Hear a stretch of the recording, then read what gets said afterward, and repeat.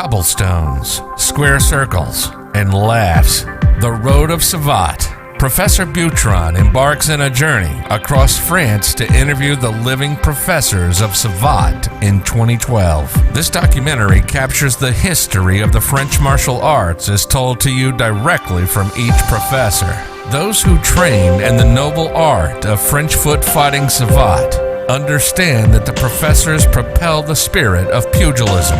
Enjoy the vast knowledge that's being propelled within the documentary. Savate's history, subculture, its traditions have been passed on orally by its professors and higher ranks within the style. Even though books have been written, it's usually only about its methods of fighting. Enjoy The Road of Savate as told by its professors.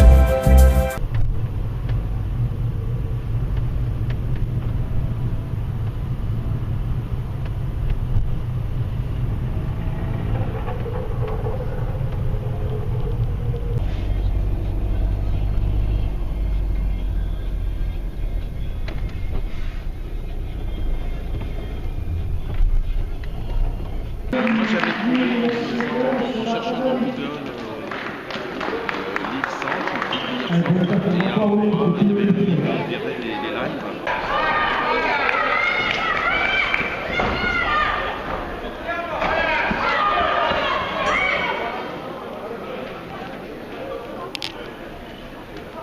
Rodolphe Rodon, vice-président.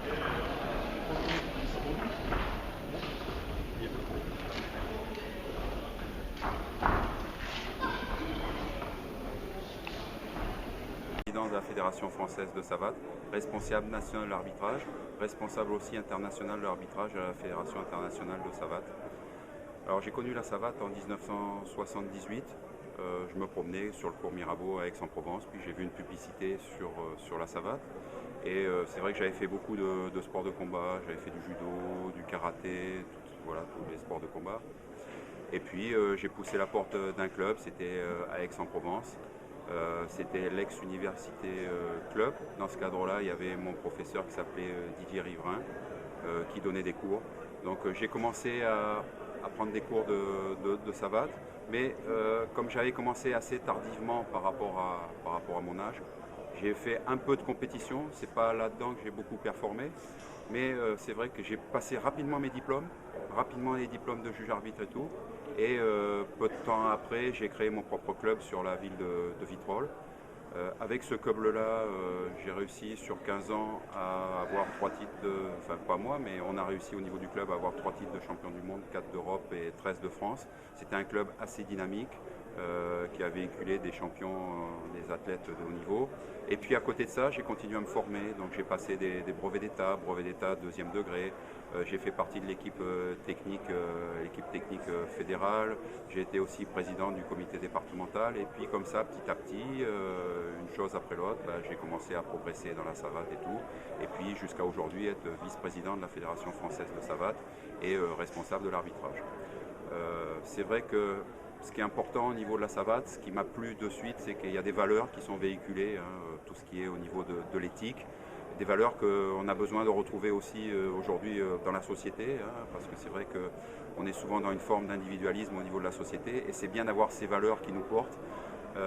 Et puis c'est vrai que par rapport à ça, moi quand je vois les athlètes, certains athlètes par rapport au niveau social d'origine, leur niveau social, et les voir évoluer, passer des diplômes, progresser socialement dans la société, je pense qu'au niveau de la Savate, on véhicule ces valeurs et c'est très important parce que ça permet aussi à des jeunes de pouvoir progresser socialement. Au niveau de la Savate elle-même, en tant que forme de sport pied-point, c'est vrai que ce qui est important aussi de prendre en compte, c'est la qualité technique, et qui est très reconnue au niveau même des autres sports pied-point. J'ai pu, en ayant vu plusieurs sports pied-point, le kick et tout, parce que je suis aussi allé passer quelques diplômes comme ça, comme d'autres l'ont fait au niveau kick ou full ou autre.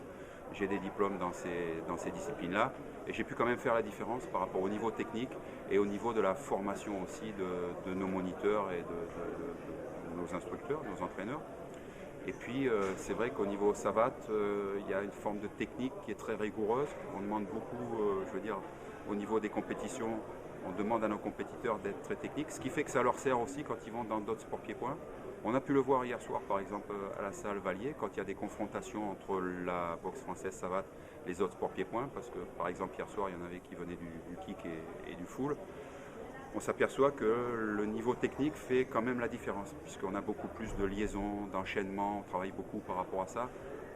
La réflexion, je veux dire, on ne reste pas sur un coup, on ne recherche pas que la puissance. Alors si à la fois, comme hier soir par exemple, on arrive à avoir le niveau technique et qu'on arrive à durcir au niveau puissance et tout, ben on fait quand même la différence plus facilement.